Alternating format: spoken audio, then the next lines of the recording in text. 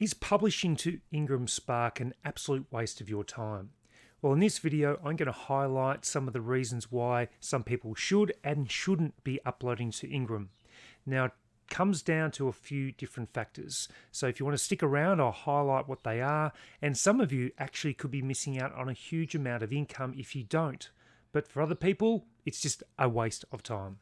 Now, thank you so much for joining my YouTube channel. My name is Romney. I'm the founder of Global Self-Publishing, and I want to create a series of different videos about IngramSpark and the way that can actually benefit some publishers. And for some reason, there are some publishers that just don't have much success on there. So I want to try and change that for you. Now, in this video, it's specifically about if Ingram is suitable for you. Now, there are a number of key reasons that IngramSpark will not be suitable for you. So I'm going to go to a document that is about the content integrity unit of IngramSpark.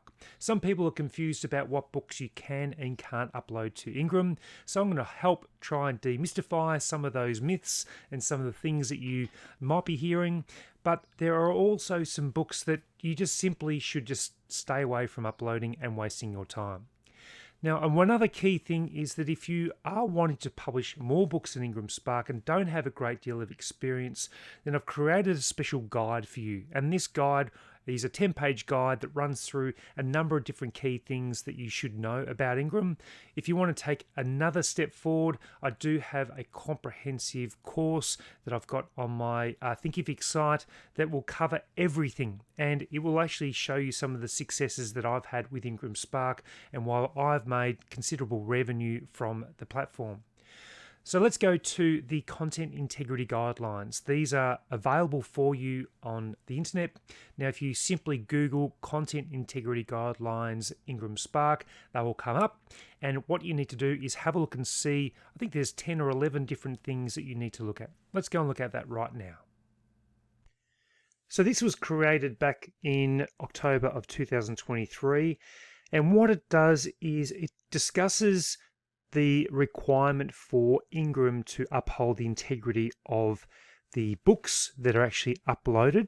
And what they want to do is ensure that it's going to be a platform where quality books exist. Unfortunately, at the moment, there are lots of different books on Amazon KDP that just aren't very good, to be honest. They're poorly put together, they create a poor customer experience, and their KDP's flooded with no content books and a lot of low content books that they should probably get rid of because they've got no sales over 12 or 24 months. So they've got a content integrity guideline. So let's have a look. Number 1, summaries, workbooks, abbreviations, or similar type content without permission from the original author. So these are books where you can't have like the low content books, like the workbooks that you might see on Amazon KDP. That's one of those things where you just need to be careful of the books that you upload. Summaries could be based on books that you might well know, and then people do these summaries and put them up. The next one is content containing material amounts of blank pages. These are the no content books. Notepads, Scratchpads, journals, or similar kind of content. So you can't be uploading your no content books or even some forms of low content books. Number 3, content that mimics popular titles, including without limiting similar covers as cover design, title, author names, or similar type content.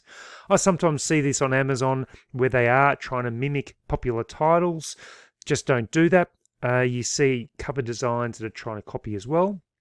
Number 4, content that is misleading or likely to cause confusion by the buyer, including, without limiting, inaccurate descriptions and cover art. Number 5, content listed at prices not reflective. So you might have a book that's listed at $35, but you could probably go and buy that for $7.99 elsewhere.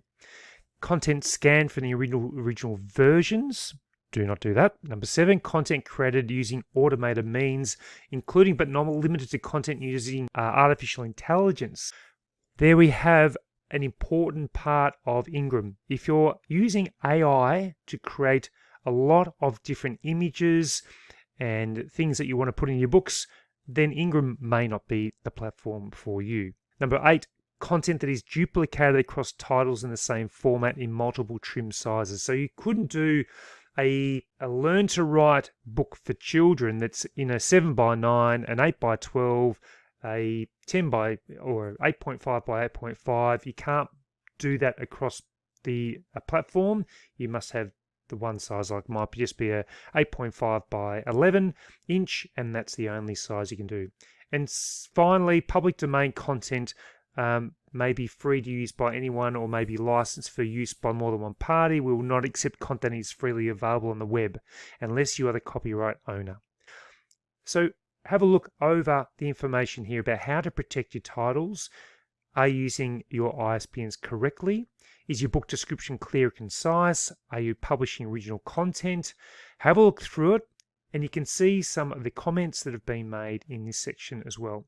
So just be sure that you follow these integrity guidelines. Now, if you have a question, I would recommend that you contact customer support for Ingram, and they will be able to clarify whether your book is suitable or not. The last thing you want to be doing is purchasing an ISBN and ready for your book to be uploaded, you upload it, and then to be told that you can't upload that book, because it will be a waste of your time, money for doing that.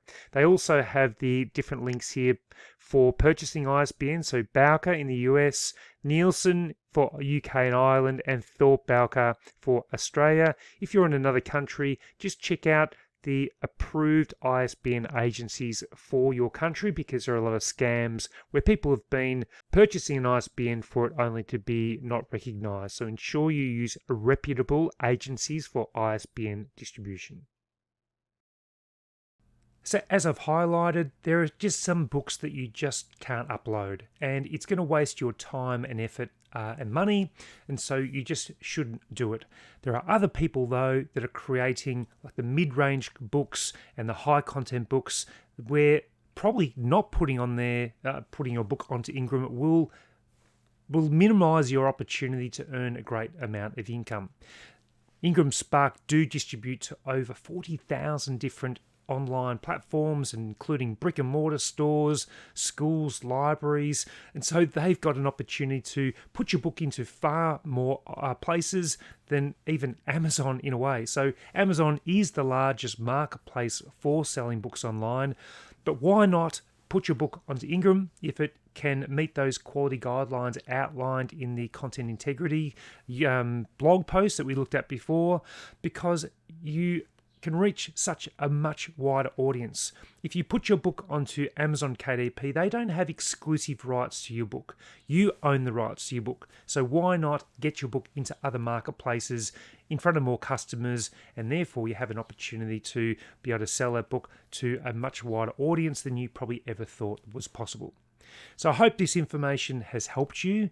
I look forward to providing more information about IngramSpark. And remember, go to the description of this video where you can download that 10-page guidebook. And also, if you want to take the next step, I've got my course, which you can then enroll in, and it will teach you everything. And you can start to learn the process, do it the right way, and earn a significant more amount of income. So anyway, I hope you've enjoyed this video. Until next time, I'll see you then. If you'd like to learn more about self-publishing, just make sure you visit my website, globalselfpublishing.com. And on this website, you'll find a ton of free resources. So if you scroll down on the first page, you'll see an introduction to the website. You'll also get to see some of the courses and content that I've created for you.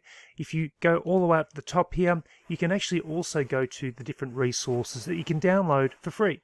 So here's a number of resources that you can see straight away. Also, if you go to self-publishing courses, you can see that I've also got my premium self-publishing course on publishing a children's book.